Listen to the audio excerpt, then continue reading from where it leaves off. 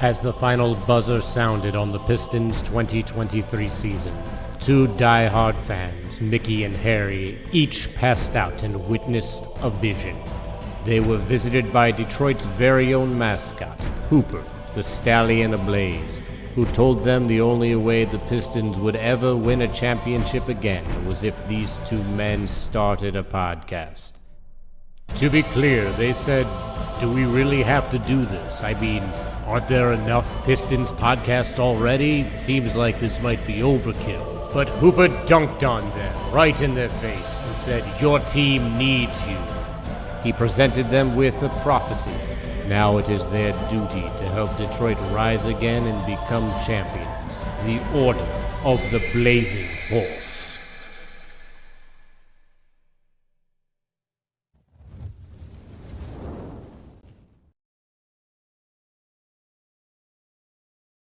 People.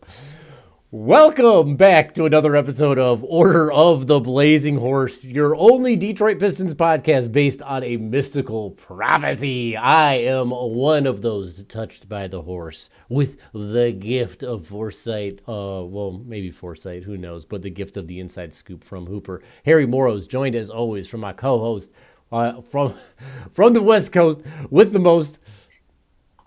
Mickey Jacobs. What's going on, Harry? How you doing? Oh, you know, a little bit sleepy. It was a long night for me, a little bit weepy. It was a long night for the Pistons, too, which is a pretty big bummer. But you know this, I was opening for the Sklar brothers in Royal Oak at the Mark Ridley's Comedy Castle last night. Got two more shows tonight, two more shows on Saturday. So either come see me or come see Jamel. Jamel's at the Independent Comedy Club in Hamtramck. What's good with you, Mickey? What's going on in your world? Not a whole lot, man. Just had the folks in town. Got to see them, have a little quality time. Took my mom to the Huntington Gardens in Pasadena. I love the Huntington Gardens. Beautiful. And that's such mommy stuff, you know? Like, that's textbook. Well, if that's mommy stuff, then I say, yes, mommy. I am all for it. That's not a bad thing. Mm-hmm. I love a good mommy day. But no, it was good. Everybody go check out Harry and the Sklar Bros. Those dudes are absolute comedy sports legends. Yeah. Give it up for Brad Wendell. Shout out as well. Cheap Seats. Cheap Seats. View from the Cheap Seats, great. Dumb People Town, great. Giving the Sklar Brothers all the stuff. You've worked with the Sklar Brothers. You wrote a feature with them. I did. Yeah, many years ago at Abominable. Yeah. Still, yeah. That was a lot of fun. They're great guys. I think it's shelved for now, but there's always time. Hey, man, shelves are just places for things to rest until people want to take them off and open it on up. I love that. I don't know if you just made that up, but that's it's beautifully said. I'm always looking on the positive here. Hopefully the Pistons are looking on the positive because last night was their most embarrassing loss of the season. I'd say not their most embarrassing loss in the last 5 years or anything, but of the season. For sure, especially with the way they closed that third quarter, Pistons fall to the Wizards 129-125. That's the worst team in the NBA that they just lost to after kind of handling them pretty soundly in the game previous on Tuesday. Mickey, what were your big takeaways from last night? Yeah, I don't want to get too homery and make excuses and say, you know, these things happen, lick your wounds, move on. But I will say, even though we, like you said, handled them on, what was it, Tuesday? Yep. This is not, they have Marcus Smart. They have Chris Middleton. I was worried about Marcus Smart in the first go-around just because I feel like he is a notorious Pistons killer. I still have flashbacks from the Celtics, the Grizzlies a little bit. I mean, he's been journeymanning around. But, yeah, not great defense on the three-point shot. That's I feel like those rotations have been a little sloppy. Yeah, it certainly feels that way, and it hasn't been them that badly, but it seems like the Pistons were rolling for a while. Number one defense in the NBA since January. Probably not right now, but pretty close to it. And it seems like maybe they got a little bit big in their britches about the whole thing, and then they're coming into a doubleheader against Washington, again, the worst team in the league, and they're like, well, we can kind of take it easy. Stu even said as much after the game. He's like, we didn't take it too seriously. JB said the defensive intensity wasn't there. And I mean, you could see it. They were missing rotations. They were letting backdoor cuts happen like crazy. I know it's been like a thing they've done all season, but like, man, it's just bad. And if you're not feeling like you have something to prove in those games, like you're just going to come out with it because you're the better team. It worked on Tuesday. It did not work yesterday when the Pistons went 0 for 8 from 3 in the fourth quarter. Washington made 5 3-pointers. And the 3-point output was 20 makes for Washington overall, 10 for the Pistons. 10 is bad, by the way. 10 is really low in the 3-point shooting game, even for a Pistons team that is based in the fast break. I mean, the Pistons won points in the paint. They won rebounds. They won assists. They won turnovers. They had the ability to put this game away, and they just could not do it. I mean, Cade finally got free throws like a pro. The refs were trying to give them the game. All of the free throws. Mm-hmm. All of the free throws. Yeah. And I even said, I even put it out on Blue Sky, like, I think it was at the half. He had like 17 points and was shooting 33%, 0 from deep. That's how you know he's a star, when he's still got 17 points and is just shooting abysmally. But no, I don't want us to be a team that lives or dies by the 3-point shot. You know, we're not Boston. We're like middle of the pack, I think, in 3-point shooting. Yeah. And we've shot poorly from 3 and won games handily. It doesn't really seem like our identity. We absolutely have our specialists and we have guys who can sink threes, but yeah, that's not really the brand of basketball we've been playing. It's not really, but like one thing that's like wild to me is that Malik Beasley in this game only took 3 3-pointers the entire game. And like, I get it. He's been driving and he's been working on the 2 more, and that's cool. I'm loving that it's part of his game, but like, it seems crazy to me that he was that low. He usually makes more than he took total last night. Here's another crazy little piece of information. Asar Thompson has made more threes, I think, this year than Ron Holland has. Ron was looking really promising for a while, and Asar hit that 3 yesterday, and I was like, okay, interesting stuff. Another piece of interesting information, I want to get your take on this. Asar Thompson played a total of 18 minutes and 48 seconds yesterday, playing 2 seconds total in the fourth quarter. You're up to going into that fourth quarter, I believe, by 5 points. You just wanted this crazy run. Why is Asar playing so little? I don't know. And I think that absolutely is part of why we didn't win the game. Because it's not, obviously it's lockdown defense, but it's also another handler besides Schroeder and Cade. There's not really anyone else right now to do that. You know, we talked a little bit off air, like, are they preserving him for the postseason? He recently played 2 30-plus minute games. And after that, it seems like they kind of tapered him off. Maybe they know something we don't in terms of, you know, was he wiped after that? Pistons have also been playing a lot of games. Oh, yeah. And I don't think all of Cade's missed threes were short. So I don't know if it's just like a legs thing. But, you know, I give him a little grace. You know, you're not always going to be hot. I mean, Cade still put up 38 points. But no, Asar is so key to this team. I kind of want him getting at least 25 minutes, but I ain't JB. What do you think? I don't know. It could be that they're like trying to preserve him for the playoffs. That would make sense to me. I mean, I'm tired of shit, so why would I complain about it anyway? It's exhausting watching all this basketball. I got home at 11 o'clock last night, and I was like, I don't want to fucking get up today. I mean, granted, he's like, 15, almost 20 years younger than I am, but it doesn't matter. I get it. You're coming off of this blood clot. You have been playing a ton. 30 minutes is a lot, especially when you're playing defense like him, and when you're running in transition like him. I would preserve. I'm cool with the preservation. I'm just curious if you, like you said, something that we don't know is going on. I wonder if he just wasn't in it mentally, but like rewatching that third quarter, he had like a couple pretty big defensive stops and holdups, and like it. Sure, he was missing some rotation, but like literally everybody was. Cade was missing a ton of defensive rotations. THJ was missing rotations. Beasley was missing rotations. Fucking Tobias was missing rotations. So it's like, I just think these guys need to get a little bit together. I hope against OKC we see them more locked in, because that game is for real. We're talking about the best in the West. If you compete in that game, if you win that game, you got to be feeling like you have a chance in the playoffs, right? Like, I know there's a lot of who knows how the Pistons are going to be? People aren't expecting. They're like, I just want them to win like a game or two in the playoffs. That'd be great. I'm going to put it out there because whatever, Mickey. I've been putting out the Homer hot take stuff like all season from the beginning. I was like, I think Cade's an all-star 10 games in. I said, I think Cade's all NBA like 15 games in.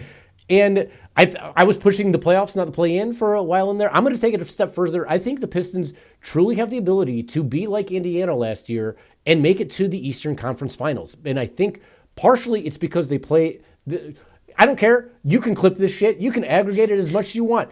If you see this aggregated, let me explain why. And I would love to hear your takes against it.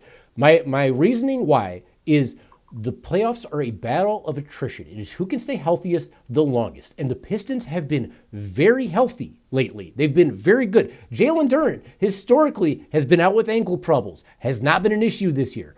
Tobias Harris, he plays a ton. Malik Beasley, he plays a ton. Cade, historically, has not played this many games. He is cruising right now. We have a loaded roster. Everyone's contributing.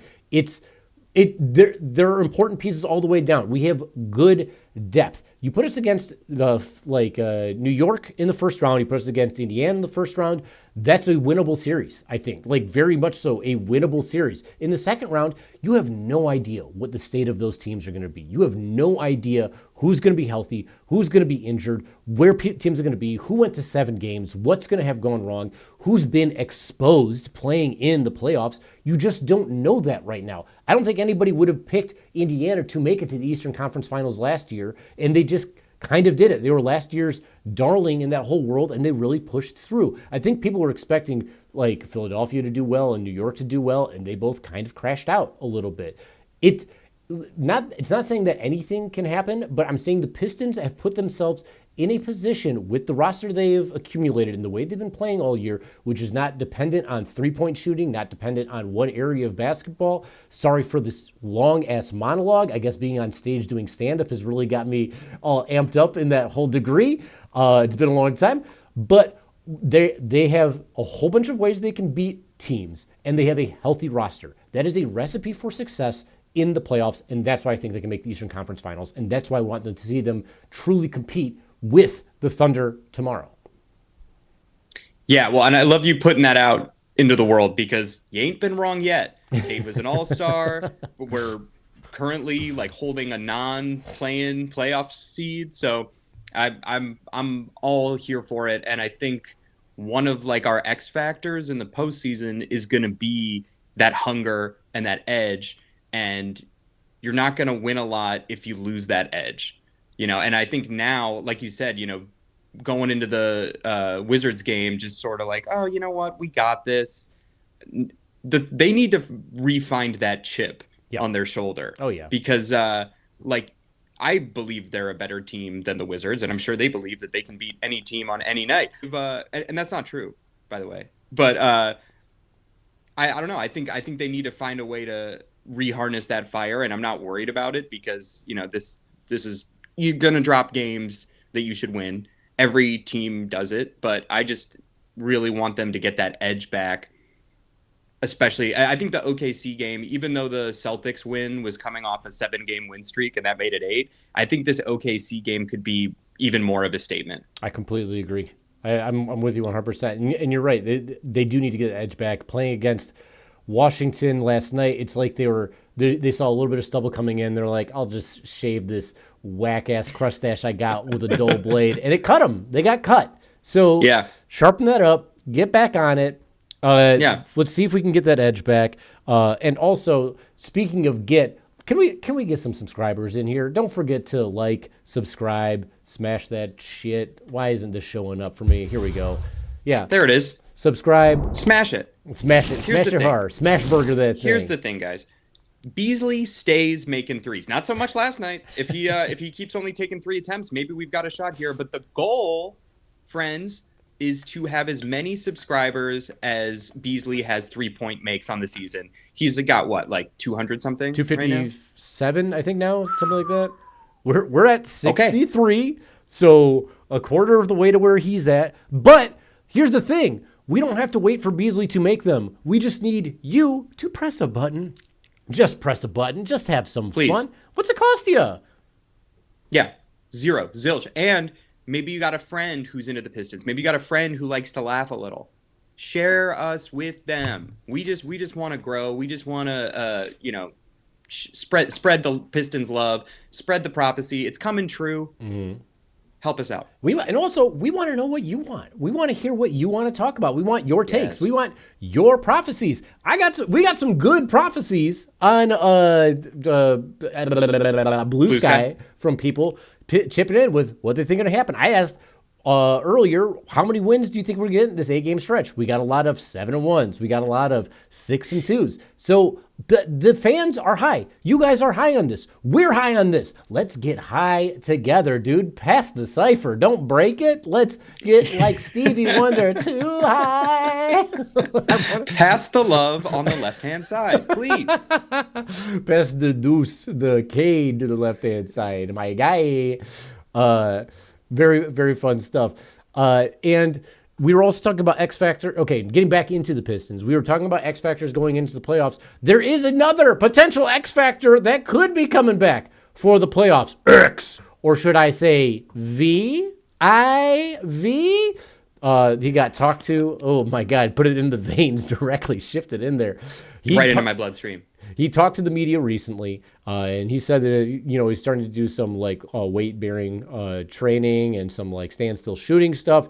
Really trying. He's been. I'm saying he's been juiced up watching the team and watching them win. He really wants to get at it. He's a hard worker. He's doing everything he can to get back. He probably will not be back for the regular season. That seems to be out at this point. But the door is not closed on the postseason, and the door is wide open for the Pistons in the postseason. Mickey, and if you're watching, I want to know, what do you think happens if he comes back in the playoffs? Where does he fit? How often does he play? Is he going to be back to his old self? I think he would come off the bench. I think he would be on a minutes restriction probably, but I think that he would be really great to have in key moments when we need a bucket. You really helped me see how much of a closer Ivy is. And I'm not saying Cade isn't clutch. Cade is clutch, but his usage is so crazy throughout any given game that by the time clock starts to tick down in the fourth quarter, he's usually a little gassed. He's usually prone to a untimely turnover, as we saw against Washington. He can't do everything. And, that's why people dog us for saying that he's better than so many cards. He has to do everything, apparently, in order to get respect from the league. But that's what I mean when I say people are going to call the Pistons imposters. And I'm sorry to go back a little bit, but, until you win in the playoffs, nobody gives a shit about you. Nobody outside the Pistons fan base gives a shit about you.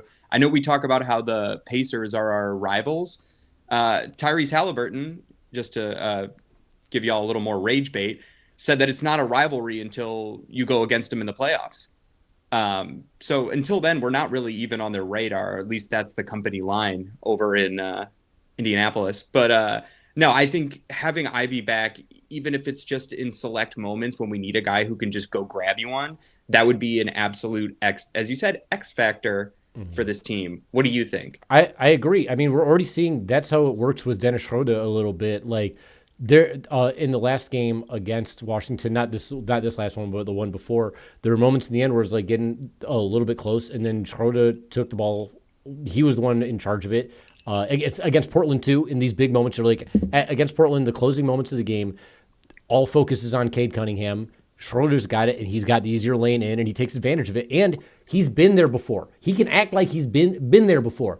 Ivy hasn't been there before, but Ivy is fast. Ivy is a finisher, and he has had he's got the 3-point make, 4-point play make for the win against Sacramento. He's got the game winner against Toronto. The dude finishes, and when he was playing, I'm sure we brought this up in earlier episodes, he hit a lot of at the buzzer baskets. Didn't matter the quarter, wasn't necessarily the end of the game, but he was constantly getting them because he's so fast in those last possession plays. In the final possession plays of the game, it's typically an ISO. Someone's ISOing, maybe it's going to be a kick out. But if it's an ISO, Ivy's got the advantage because he's got the speed, he's got the quickness, he's got the touch. So I would love to see him back. And if his 3-point shooting stays as true as it was, that is going to be a huge boon.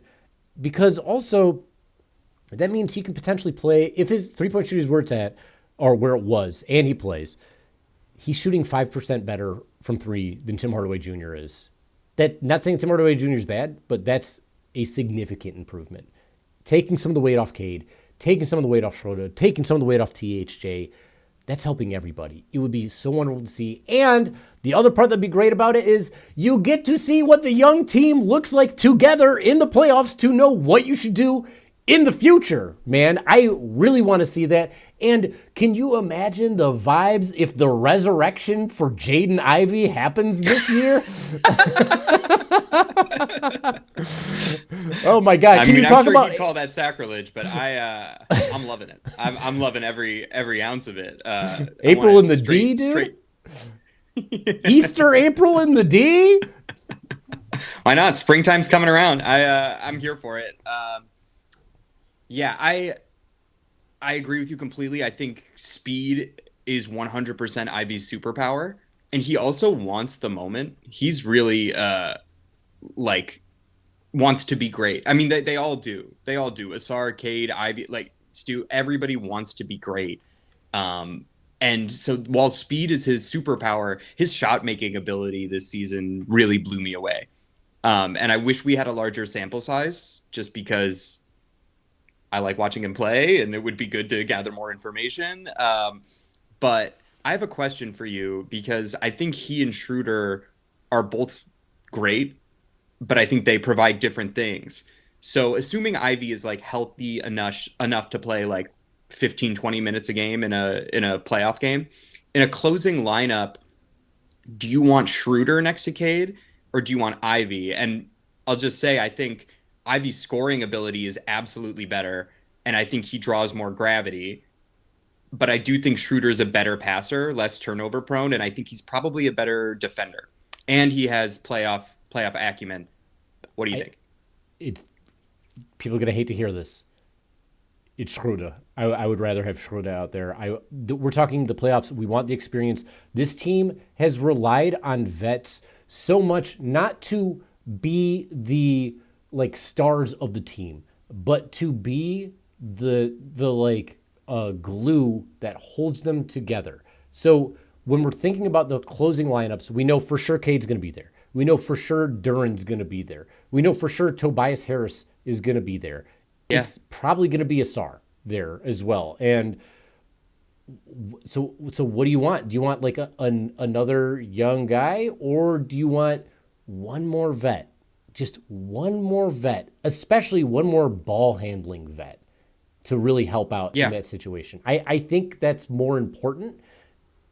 And my guess, especially because Ivy would be coming off the injury, that's how it would go down, unless Ivy was having some crazy hot ass night. I think that's probably right. And I think, unless he was on a heater, and it's no knock on Ivy, and it's funny because we just called him a closer, and then we're like, but I don't know if I want him in the closing lineup. It's a tough question, but it's a tough question. It is, and to be clear, I do agree with you. And one of the things I love about Schroeder the most is the way that he defends smaller, quicker guards. Yeah. And even though Ivy's fast, I've watched Schroeder lock up Curry in a playoff series. That means a lot to me. He could have a terrible shooting night, and I still think he makes more sense in that lineup because he's still a threat on the perimeter or on the driving. Yeah. Yep. But and from the pass, he got the pass that hit Simone Fontecchio for the 3-pointer in the corner near the end of the third quarter against Washington last night for the Pistons to take the lead after being down 13. He has good court vision. He knows what to do. He knows what's expected, and he's not trying to be the guy. He's not there for the moment. He's trying to make the moment happen. He's trying to be part of the moment, not be the moment. And I really respect that about him as a player. Totally. And to be clear, I don't think Ivy's self-absorbed or trying to make it about him or own the moment. And I know you didn't mean that either, but I also think for as great of a season as Ivy had, and again, this is all assuming that he comes back healthy enough to play 15 to 20. But he had a turnover-prone season. And a lot of them came... Look, it's been a while since I've seen him play. But I think his ratio is not great this season. Again, small sample size. But I think if someone's going to have a clutch or a bad turnover in the clutch, I'd rather it be Cade. Just because he's the guy. Mm-hmm. And having two guys who have that sort of tendency in that closing lineup who are not like X factors defensively all the time, or at least we can assume that at that point in the game, Cade would be a little fatigued. I think you got to give Schroeder the edge. I agree. So, I mean, we'll see what happens. We'll see if Ivey even plays. If he doesn't, no big deal. This team has been cruising, rolling, playing some really good basketball, playing some very exciting basketball. Almost everybody would say. I'll say almost everybody would say. But we would love to have him back. We hope he does come back, and we'll see what happens. I look forward to hopefully going to a playoff game. That's my big goal this year, to see if we can make it happen. And I really expect the Pistons to do a good job in the playoffs, playing this exciting ball. Mickey, do you know anybody who doesn't think the Pistons are playing exciting ball? I've got some friends who are Lakers fans, and it's not that they don't think the Pistons are playing exciting ball. It's that they don't care or watch teams other than the Lakers. So, I watch teams other than the Pistons, not religiously, but no, we're going to have to really, I know we think we've made a splash. I think we've made a splash, but as far as casuals and other fan bases are concerned, they're like, oh, whatever, Cade has one good season and y'all are glazing. That's pretty much verbatim. But that's just verbatim the internet. But chip back. I want that. I want Ruffles. I want Lay's. I want Doritos. I want it all. I want it all. The way you were talking about your friend, I didn't realize you were friends with Shaquille O'Neal, bro. Hollywood, baby. I guess so, man. I should have never left, but it's. You did the right thing. Yeah, I really did. I'm happy I did leave. I'm happy to be here. Yeah. You own a house. Yeah, don't fucking dox my ass. People don't need to know that. Check in the description. I put Harry's home address, and check it out. Come Good luck him. finding me, son. I'm hidden out here. What I was alluding to is that if you're a Pistons fan, Shaq made some egregious comments about the Pistons, which is such a weird turn for him because he was Cade's biggest champion as far as get him to the All-Star game. Do it. Let's make it happen. Whoa. Hold on. Sorry, I don't mean to interrupt, but can I close my eyes and you can just say what you just said again? I mean, I could just get him in the All-Star game. Amazing Shaq impression. Oh, thank you. Yeah. Amazing Shaq impression. That's and your Werner's good. Your Werner's very good. Hey, man. Your Shaq is uncanny. Uncanny. Well, I hope that's correct. That's cool. It's all I'd have to do to be a Shaq at this point is not watch basketball, I think. And then I've got it. I've got what's going on. If you don't know, Shaq said after being the biggest Cade fan, apparently, that the Pistons were under 500 by 6 games when they were over 500 by 6 games. That they don't have false. Just false it's information. Absolutely wrong. That they're not playing exciting basketball. That they don't have a chance at winning the championship. Essentially, the anti-Slappy. And then he mistook Chauncey Billups for the coach. The man has no idea what's going on in the NBA right now with the Pistons. I don't understand how you could complain about the state of the NBA if you're not watching the best story in the NBA, the best turnaround, a chance for a worst to first team to happen, which is insane. Only the Shock, I think, have had that happen in professional sports history. You're not paying attention to this basketball team, this feel-good basketball team. You're not paying attention to the number one defense since January, play exciting, fast break basketball, and say that it's boring. Shaq, my guy, what have you been doing?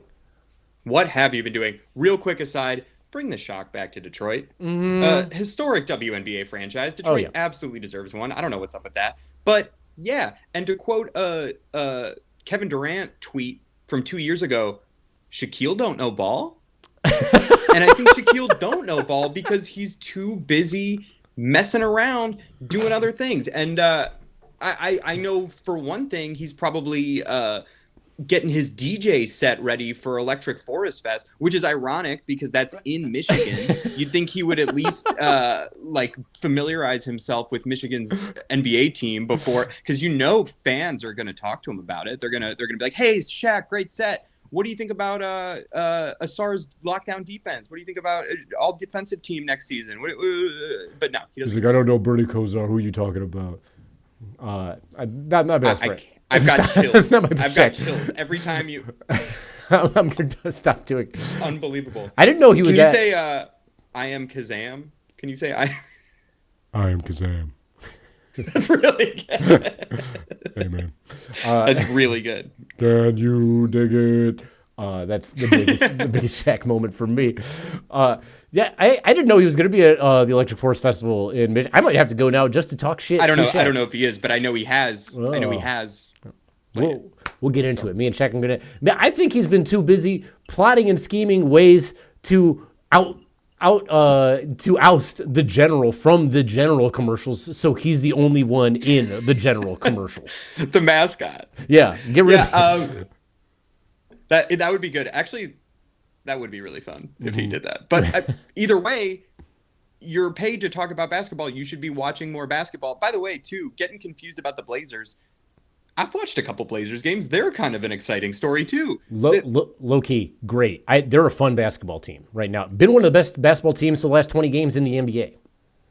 More exciting than some other young teams that I don't know what they're doing, like the Raptors. Like, what are I don't know what the Raptors are doing, really. But, yeah, the Blazers are absolutely one of the teams that people are talking about. But, Shaq's got better stuff to do. And look, I just want to preface this by saying that this is a pro therapy podcast. This is a pro mental health. This is not a judgment. But I do think that Shaq might have been neglecting his Pistons games because he was getting counseling from the trauma of getting swept in the playoffs by none other than Detroit Pistons. And I just think he closes his eyes at night and he sees Ben Wallace's fist in his face, just right there. That on the real, that must have driven Shaq and Kobe so friggin' crazy, losing that series to the Pistons the way they did in such embarrassing fashion. He was just so owned by Ben Wallace and so owned by Eldon Campbell, old ass oak tree Eldon Campbell in those games, man. It just rough stuff for Shaq and the crew. And great that Gary Payton. I actually have no problem with Gary Payton. It's a bummer he didn't win one, but great that Carmelo never won a championship. Super pumped about that. Just out of reach for him. A little bit too old for Karl Malone. I think Shaq was maybe too. He didn't have enough time to watch the Pistons because he's too busy trying to find the biggest chicken for his big chicken sandwiches and his big chicken sandwich chain. Restaurant. He's on the hunt. He's got one monocle. He's got the old musket, like the hunter, who's actually the kid's dad or Robin Williams' dad in Jumanji. Jumanji. In the original Jumanji, right? Yes. Looking for the biggest chicken. Stay out of my yard, Check. Stay away from my chickens. I got big chickens. You ain't eating Edna. She's a big one. You ain't eating Blanche, even though Blanche is big. Well, that carries a lot of weight coming from you as a fellow chicken man. Mm-hmm. Yeah. Now, are you juicing your chickens? Are those they got growth hormone? Those are natty? No. You got natty chickens. I got a natty chicken, natty ice chickens because it was freezing here a little while ago. Now it's hot. Now we got a hot chicken out here. But yeah, they're all pasture raised, organic seed. Well, our chickens eat right. I gotta say. I believe it. They also eat eat each other's butt feathers, by the way. You gotta feed them good. You gotta treat them right. They're crazy little birds. You know what? Yeah, I got some other stuff I think Shaq's been doing.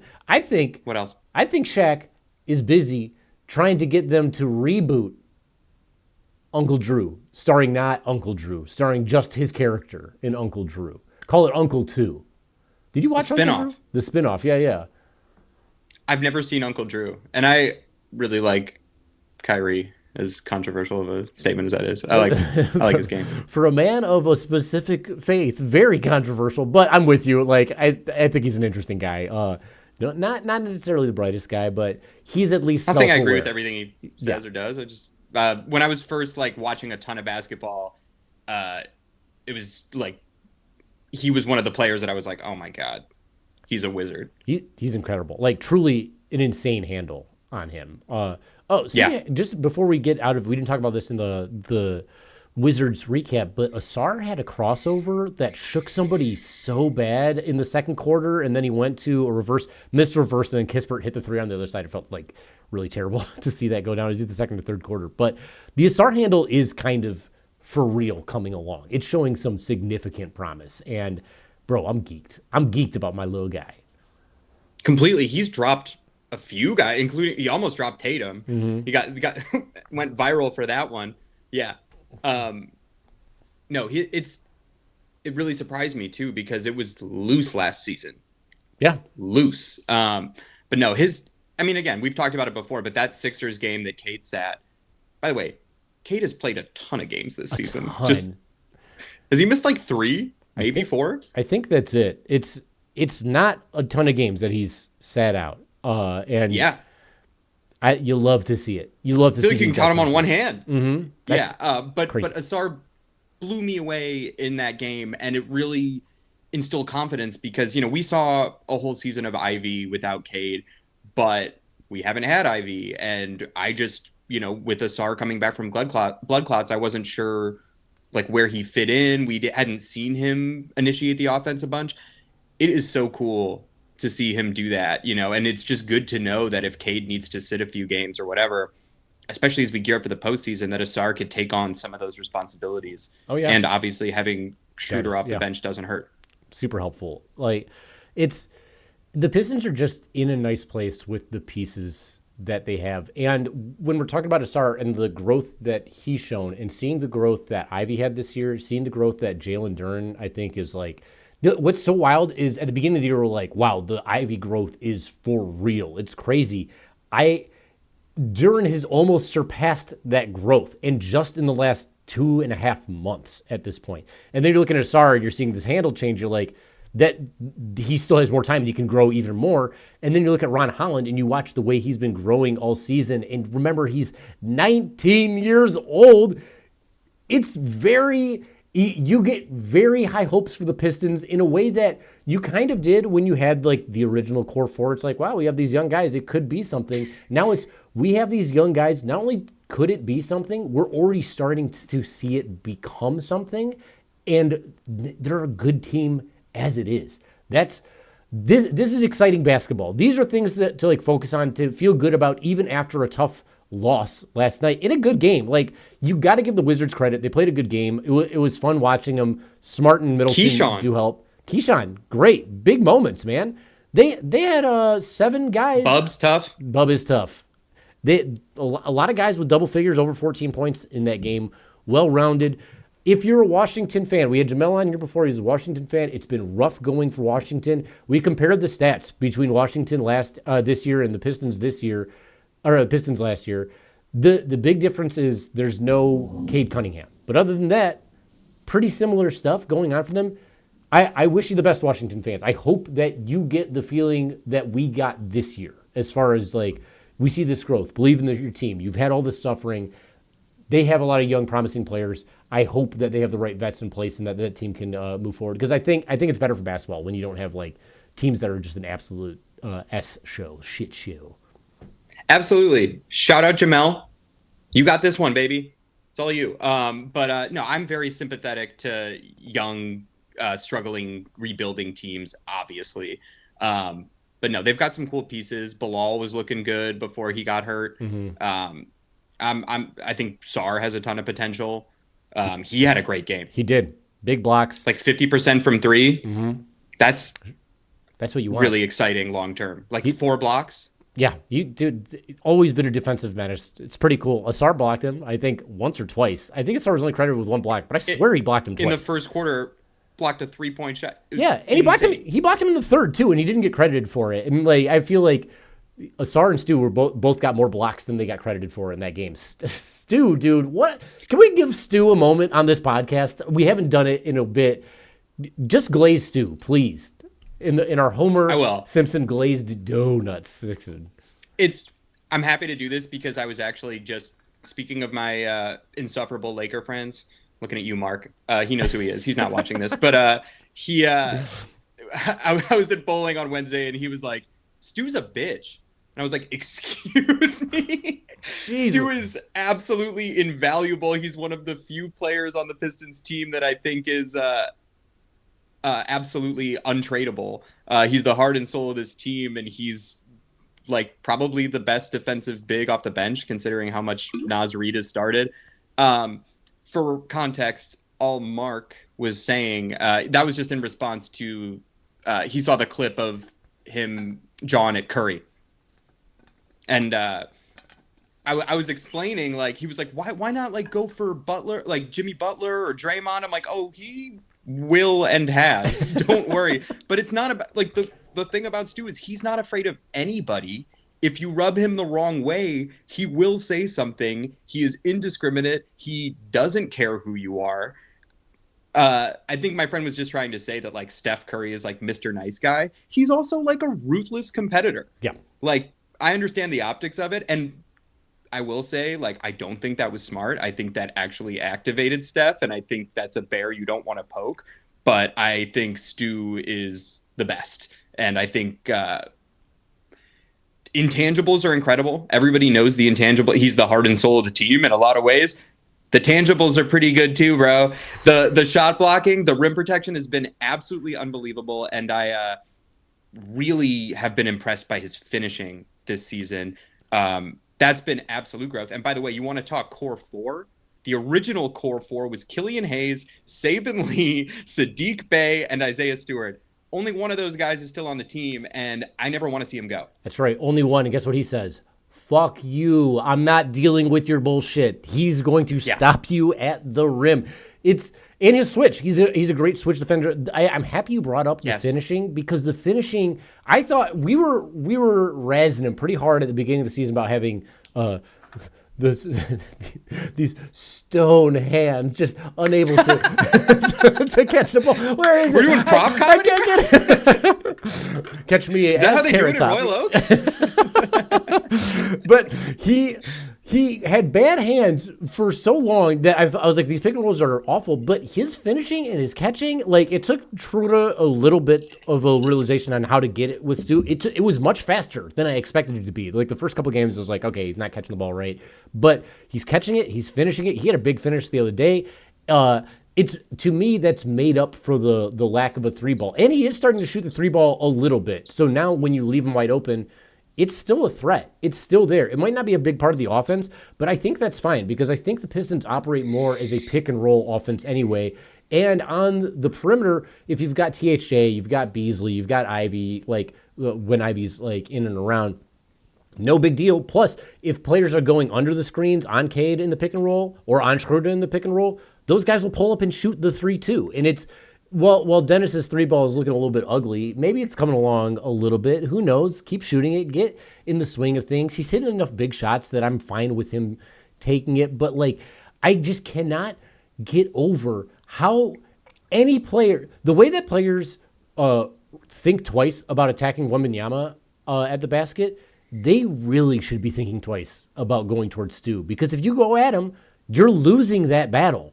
It's not even close. He wins way more often than he loses. I'm so happy he's on this team. I know I said at the beginning of the year I thought he was the most likely Piston to get traded.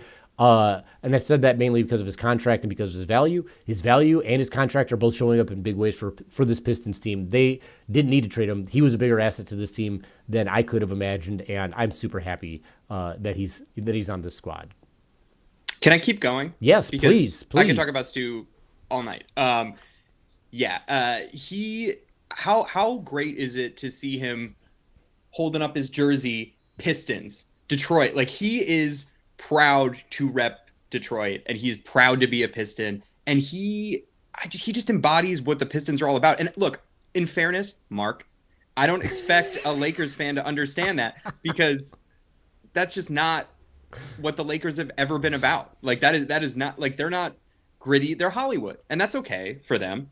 But no, Stu is absolutely a kind of, and I also said you would love to have Stu on your team.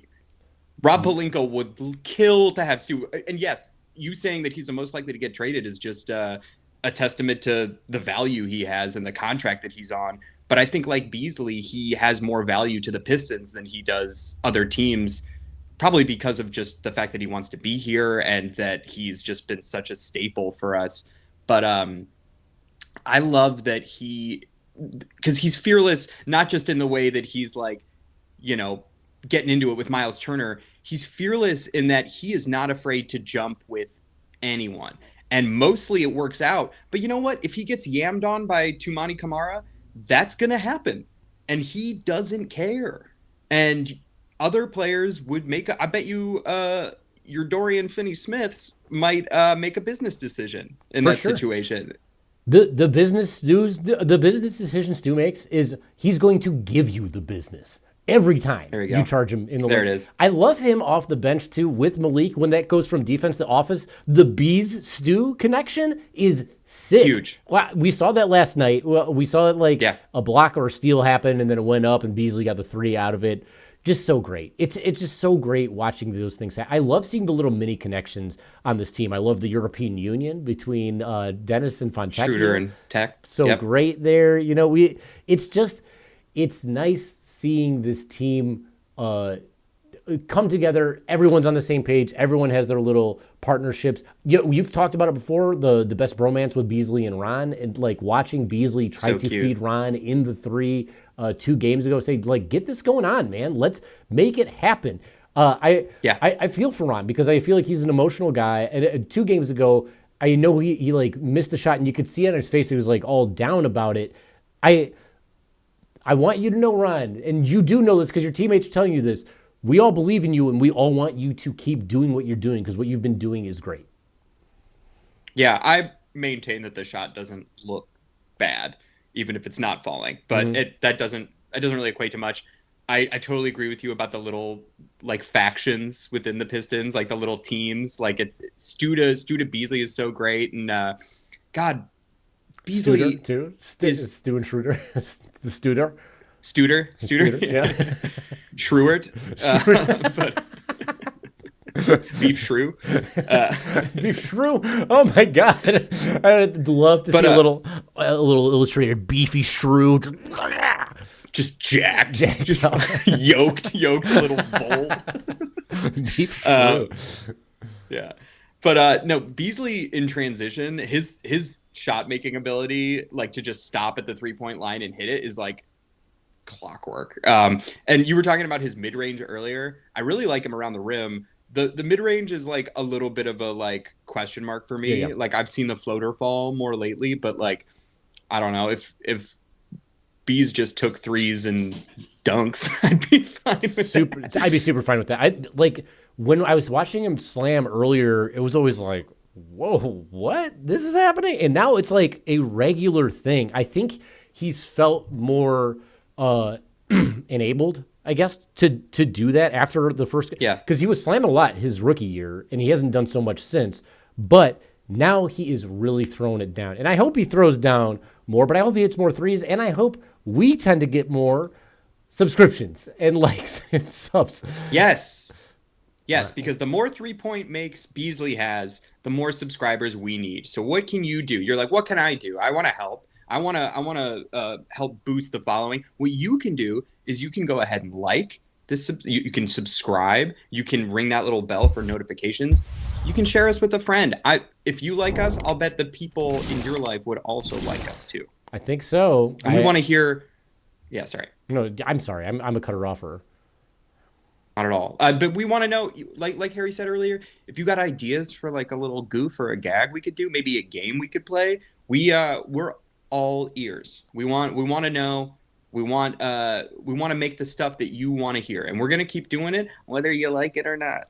But like it, please. please do like. Please listen to the podcast. Leave us a review. We're on Spotify. We're on Apple. We're on Substack. If you like the written stuff, we write the DFG, the drop, flop, and cranking on Substack. Mm-hmm. Sorry to cut you off. No, you're good, dude. A lot of Substack stuff coming out. So give us a follow on there. We try to have fun with it. We give you real analysis. We try to have fun. You know the podcast. You're familiar. And we want to just thank everybody for being here. We really appreciate you. We appreciate your support. And We love that you're having as much fun this season as we are. Mickey, do you have any closing statements on the day? Yeah, I got one more Shaq attack. Okay. How are you gonna call the number one team in slam dunks and points, fast break points, boring? I'll tell you how. You're too busy auditioning to play Superman because Shaq is obsessed with Superman. And low key, I'm here for Black Superman. Right. I'm here for that. I think that's what DC needs. But are you here for Shaq Superman? James Gunn, take note. Are you here for Shaq Superman?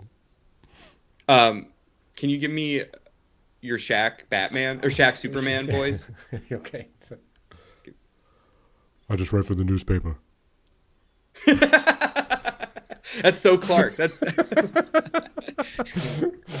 Oh man, I can't wait for the comments to be in. He sounds nothing like Shaq. It'll be very fun. No one would say that. Oh, No one thanks, would say man. I appreciate you. And we appreciate everybody being out there for us. Give us again, like, subscribe, all that jazz. Follow us. We're trying to get to a certain amount of subscribers. We're at 63 right now. We could use some more. We could use your help. The Pistons need your help too. Go to those games. Give us all the likes. Give us all the follows. And as always, we are going to close the show the way we always do. We're going to say the acronym for Order of the Blazing Horse the way a horse would read it. And that, of course, is...